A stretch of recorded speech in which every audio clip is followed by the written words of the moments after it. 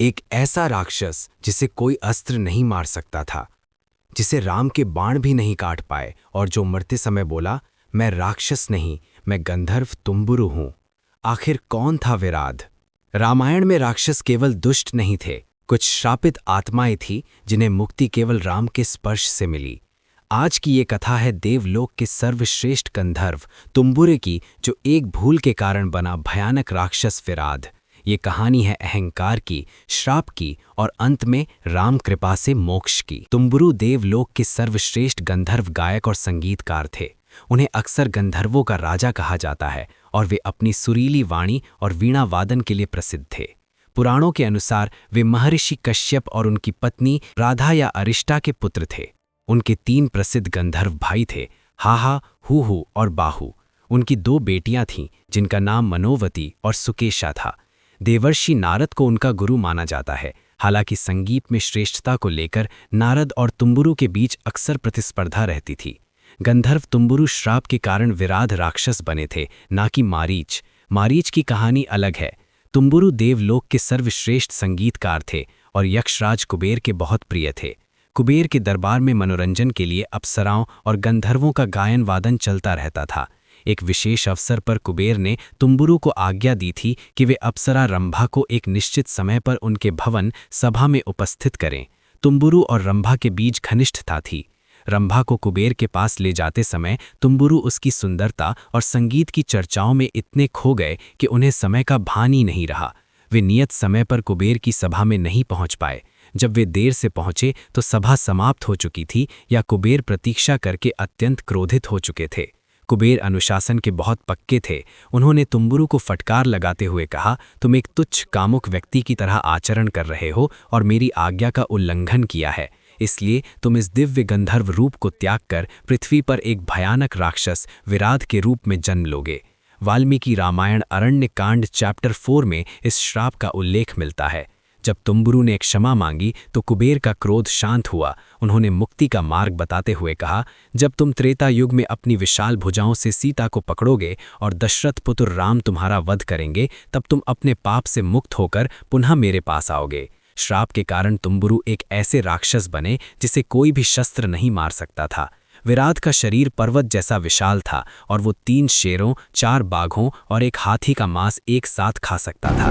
विराध ने कठोर तपस्या करके ब्रह्मा जी से ये वरदान प्राप्त किया था कि उसे संसार का कोई भी अस्त्र शस्त्र काट नहीं पाएगा और ना ही मार पाएगा। वाल्मीकि रामायण के अनुसार राम और लक्ष्मण ने उस पर अनगिनत बाण चलाए और तलवारों से प्रहार किया, लेकिन विराध को खरोच तक नहीं आई। जब बाणों से काम नहीं बना तब भगवान राम समझ गए कि इसे शस्त्रों से मारना असंभव है। मरते समय विराध ने स्वयं श्री राम से प्रार्थना की थी कि उसे गड्ढे में गाड़ दिया जाए। उसने कहा, हे राम, राक्षसों की ये सनातन रीति है कि जो मरते समय शस्त्रों से नहीं मरते, उन्हें गड्ढे में गाड़कर ही मुक्ति दी जाती है।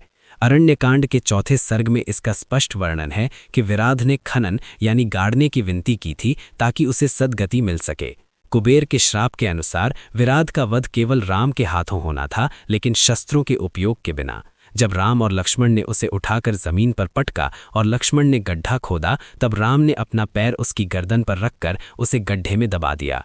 जैसे ही राम ने उसे गड्ढे में दबाया, उसका भयानक राक्षस शरीर समाप्त हो गया और उसमें से सूर्य के समान चमकता हुआ एक दिव्य गंधर्व तुम्बुरु प्रकट हुआ। तुम्बुरु ने कहा, हे रघुनंदन, आपके स्पर्श मात्र से मेरा राक्षसत्व नष्ट हो गया है।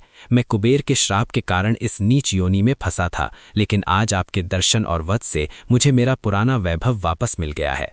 विराध के रूप में वो राम को साधारण मनुष्य समझ रहा था, लेकिन मुक्त होते ही उसने राम के परमेश्वर स्वरूप की स्तुति की।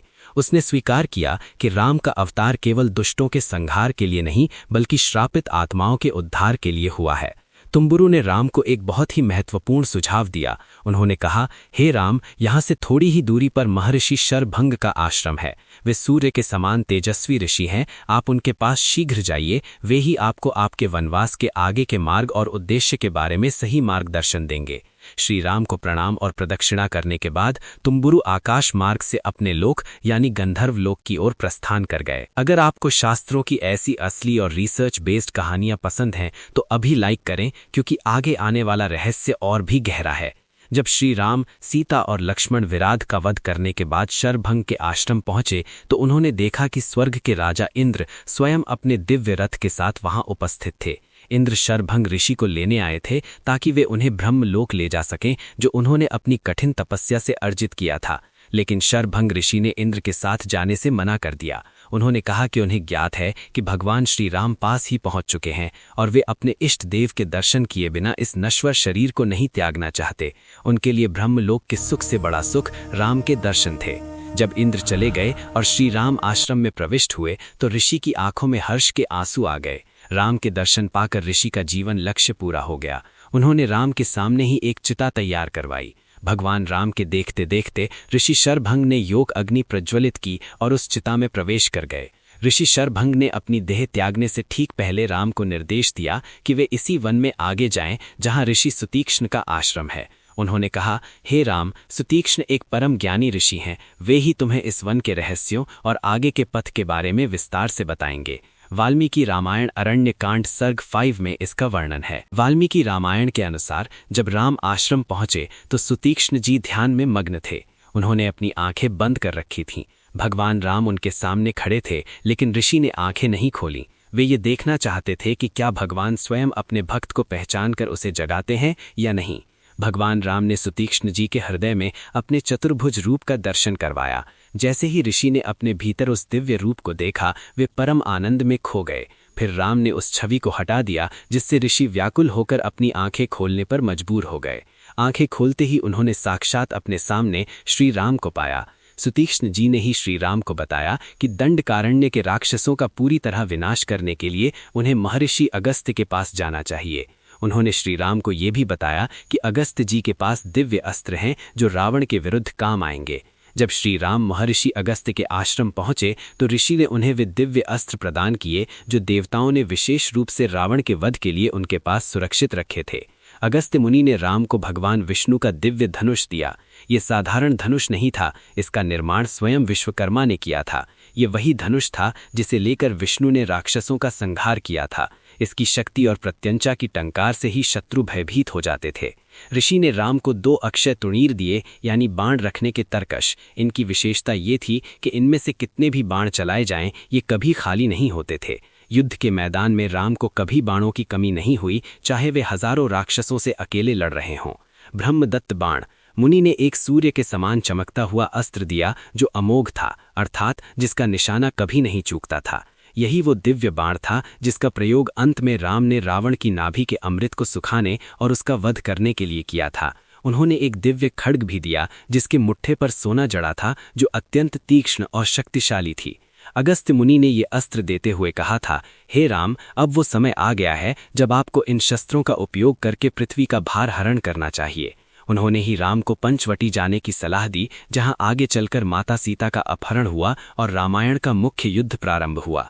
अगर आपको लगता है कि राम केवल युद्ध नहीं, उद्धार भी हैं, तो इस वीडियो को शेयर कीजिए और ऐसी ही रामायण की अनसुनी कथाओं के लिए चैनल को सब्सक्राइब करना ना भूलें। जय श्री राम।